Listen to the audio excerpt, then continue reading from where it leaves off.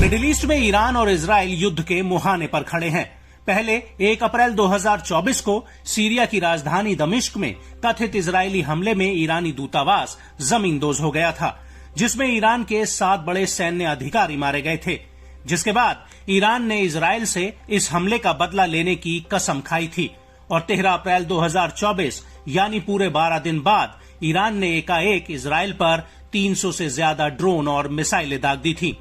हालांकि America, Britain, France और Jordan की मदद से इजराइल ने ईरानी हमलों से होने वाले नुकसान को काफी कम करने की कोशिश की और उसने दावा किया कि ईरान के 99% हमलों को हवा में ही इंटरसेप्ट करके उन्हें नाकाम कर दिया गया।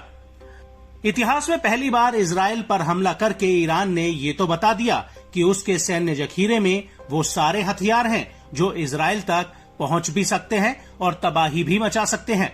लेकिन बड़ा सवाल अब ये उठता है कि जैसे ईरानी हमलों को इंटरसेप्ट करने के लिए इजराइल के पास एक सुरक्षा कवच यानी कि आयरन डोम है, तो इसी तरह अगर इजराइल ने ईरान के ऊपर हमला किया तो उन हमलों को नाकाम करने के लिए ईरान के तरकश में वो कौन से एयर डिफेंस सिस्टम है।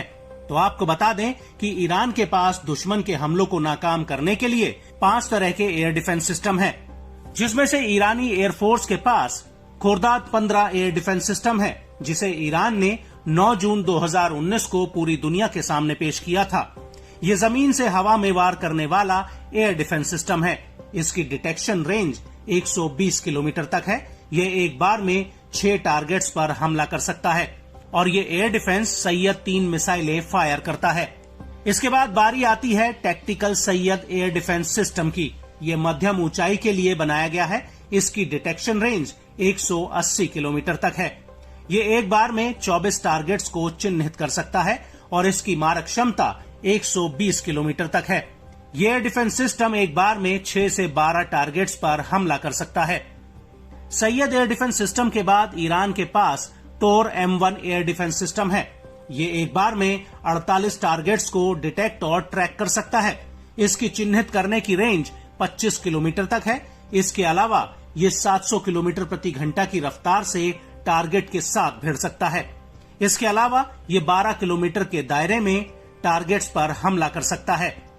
ईरान के टोर एयर डिफेंस सिस्टम के बाद नंबर आता है पंजशीर S1 एयर डिफेंस का। तो आपको बता दें कि ये जमीन से हवा में वार करने वाला एक एयर डिफेंस सिस्टम है।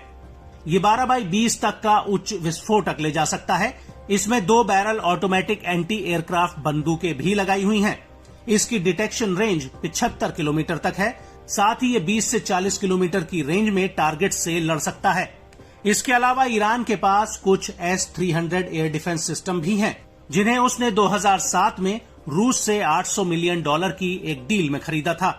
195 किलोमीटर की दूरी पर ये कई विमानों और 50 किलोमीटर तक की बैलिस्टिक मिसाइलों को मार गिरा सकता है।